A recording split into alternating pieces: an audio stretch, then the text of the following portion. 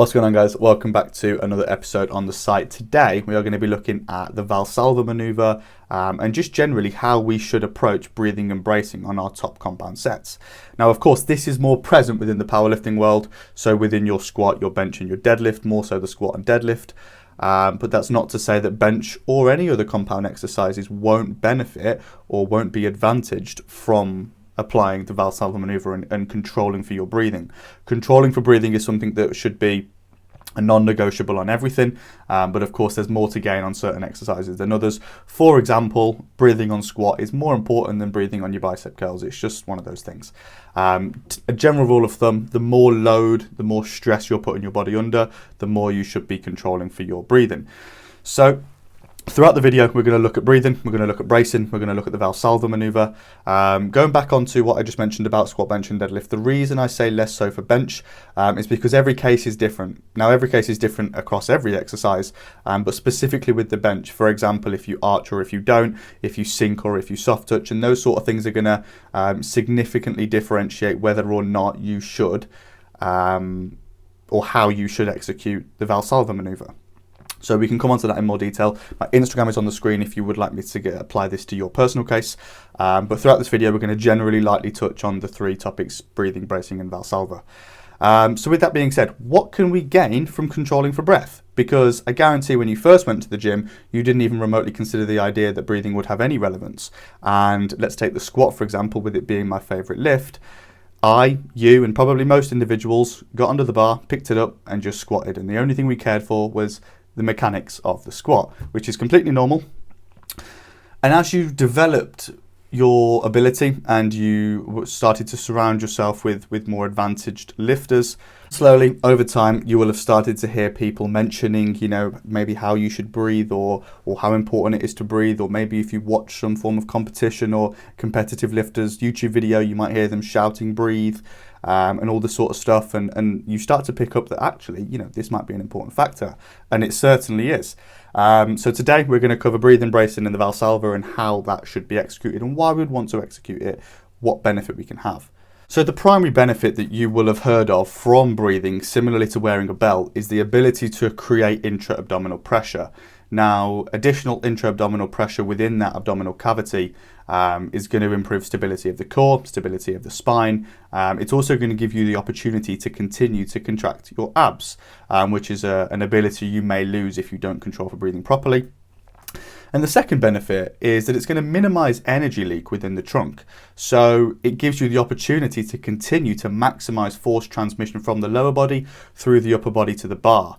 And so it's going to add poundage to the bar, essentially.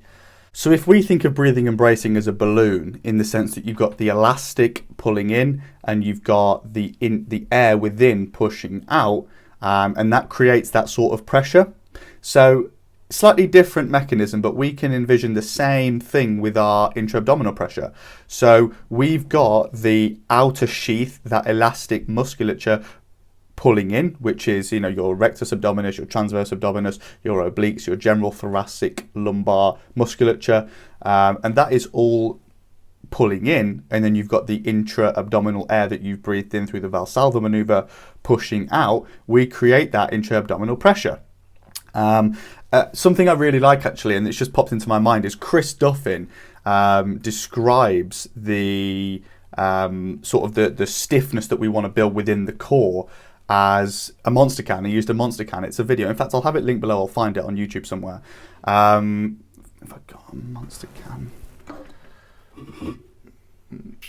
Here we go. Okay, so here I have two monster cans, and the way that Chris Duffin described it, I remember, is that if you imagine that this is full of air and it's closed the epiglottis, which is what we do in the Valsalva, we'll come on to that.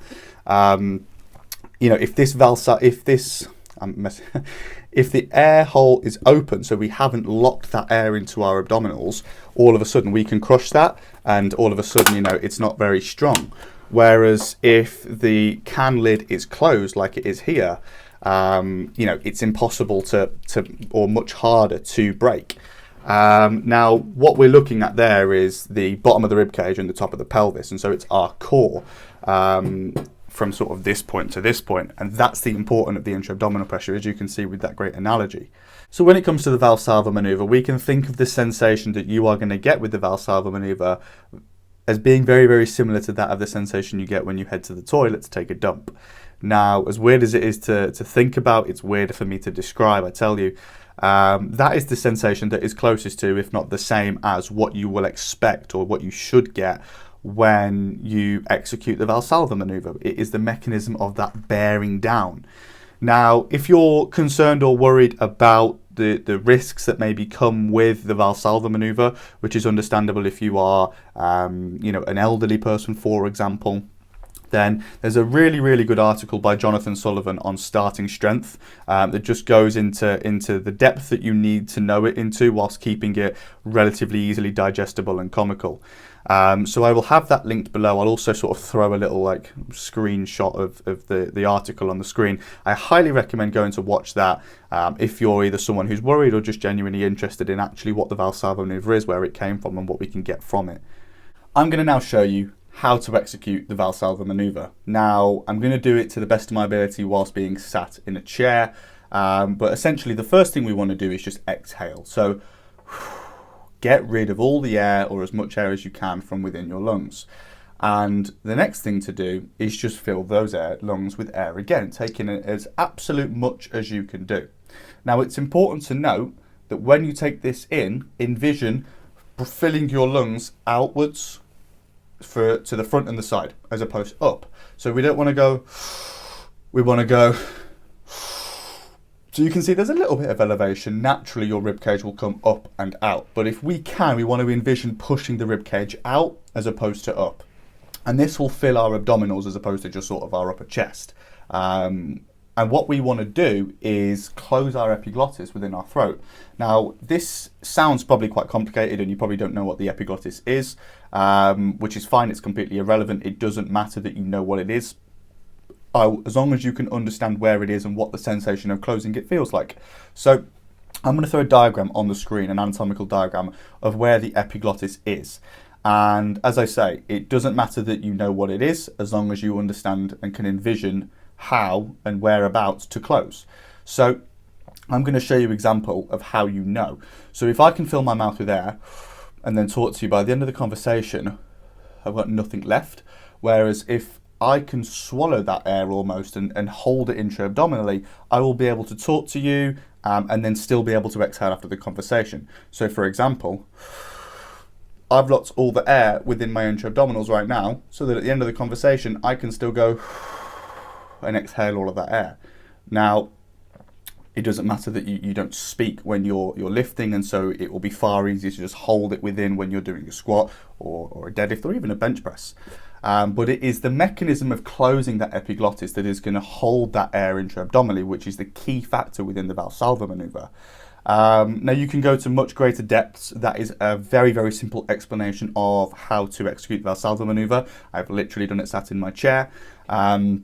But with how general I like to keep these videos and how fundamental I like to keep them, I don't particularly see the point in boring you with the mechanism behind it or explaining how to do it for each individual exercise. The principle is essentially the same.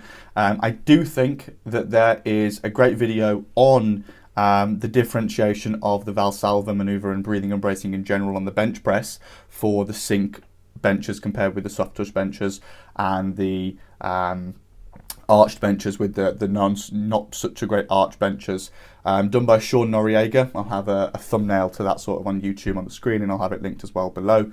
And that's a fantastic video, so I'd go and check that out for that information, or alternatively drop me a message to the Instagram that's on the screen, and I'd be happy to help you out with any queries you've got on any of the topics from this video.